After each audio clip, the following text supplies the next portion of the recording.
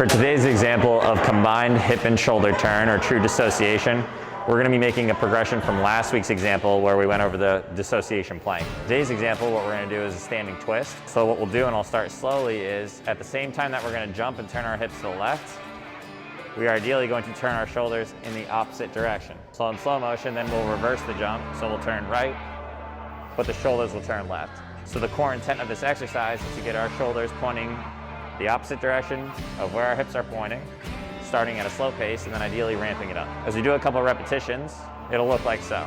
Eventually we can increase speed. We can change the angles at which our arms and elbows are.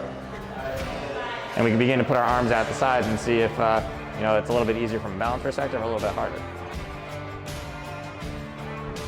If going through a full range of motion is a little too challenging, we can always consolidate that range of motion and make it smaller.